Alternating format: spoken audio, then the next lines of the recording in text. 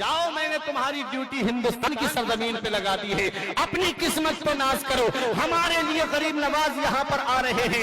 याद रखो गरीब नवाज की शान देखो, गरीब नवाज की ड्यूटी हिंदुस्तान की सरजमीन पर लगी है। हजरात गरीब नवाज से पहले भी लोग इस्लाम का झंडा लेकर के हिंदुस्तान में आए थे। हजरात देखो मोहम्मद बिन कासिम ने सिंध के साहिल पर इस्लाम का झंडा लहराया और महमूद गजनबी ने आकर के इस इलाके में हिंदुस्तान में इस्लाम का परचम बुलंद किया। सैयद सालार मसूद गाजी ने बहराइच की सरजमीन पे इस्लाम का झंडा बुलंद किया। आने वाले लोग तो बहुत थे, लेकिन गरीब नवाज भी हिंदुस्तान में आ रहे हैं। किस शान से आ रहे हैं, किस रुतबे से आ रहे हैं। हाथ में कुरान लेकर के आ रहे हैं, बगल में मुसल्ला दबा करके ला रहे हैं, लब पे अल्लाह अल्लाह करते हुए आ रहे हैं। 40 फकीरों की जमात है मेरे गरीब नवाज के साथ में। हजरात लाहौर की सरजमीन पर मेरे गरीब नवाज की मुलाकात उस बादशाह से होती है जिसका नाम तारीख में शहाबुद्दीन मोहम्मद गौरी मिलता है, जिसने हिंदुस्तान पे हमला किया था, हिंदुस्तान के राजा से शिकस्त खा के जा रहा था, हिंदुस्तान के राजा से हार के जा रहा था, हिंदुस्तान के राजा से मात खा के जा रहा था। जब मेरे गरीब नवाज को देखा, चेहरे से मुसलमान लग रहे थे, सलाम किया, जवाब दिया। बोले बाबा कहाँ का इरादा है? फरमाया हिंद का इरादा है। हिंद का नाम सुन के चौंक पड़े सिपाही।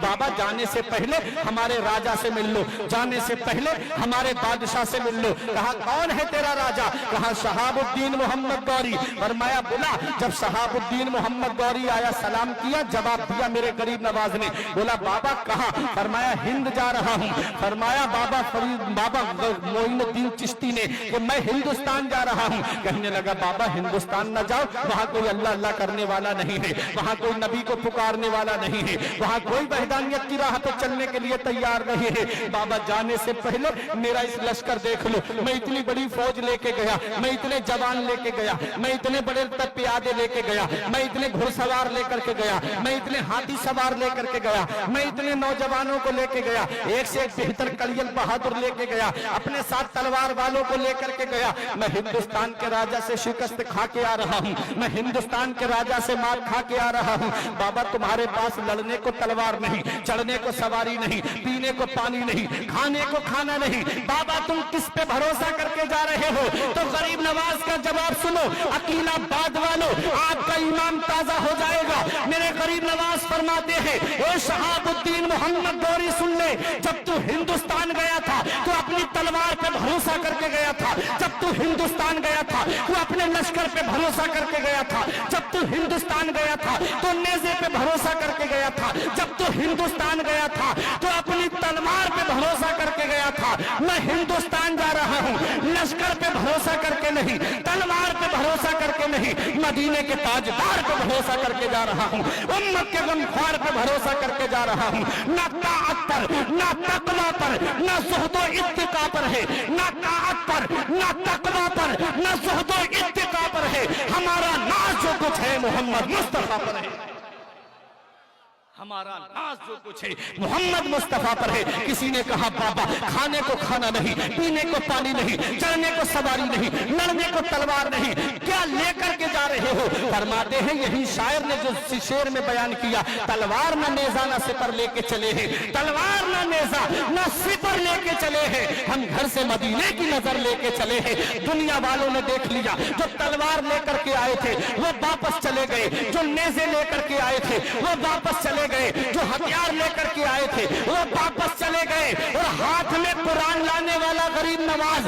अपने रब की इबादत करते हुए आने वाला गरीब नवाज, लोगों की मदद करते हुए आने वाला गरीब नवाज आकर के अजमेर में अपना हेड क्वार्टर बनाता है। लोगों ने सर के बालों से लेकर के पैर के नाखूनों तक का जोर लगा लिया कि इस फकीर को यहां से निकाल दिया जाए, लेकिन उनको क्या पता कि फानूस बन के जिसकी हिफाजत हवा करे, फानूस बन के जिसकी हिफाजत हवा करे, वो शम्मा क्या बुझे जिसे रोशन खुदा करे, वो शम्मा क्या बुझे जिसे रोशन खुदा करे। नूर हक इस्लाम है, उसको बुझा सकता है कौन? जिसका हामी हो खुदा उसको मिटा सकता है।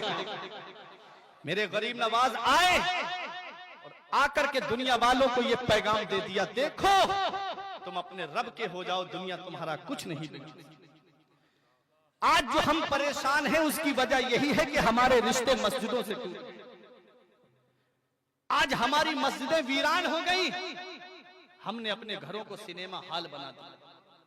اگر کسی کے پاس میں بیٹے کے پاس میں کسی کے 3 بیٹے ہیں تو تینوں بیٹے شام کو دیکھ لینا الگ الگ چارپائی پہ الگ الگ فلمیں دیکھتے نظر آئیں گے. پھر یہ رونا رویا جاتا ہے کہ ہمارے گھر میں برکت نہیں.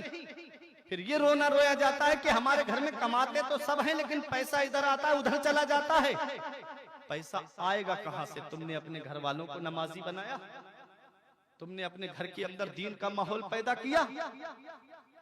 5 لوگوں کی فیملی ہے اور ایک وقت ایسا نہیں آتا کہ بیٹھ کے تسبیح پڑھ کے اپنے رب کو یاد کر لیں.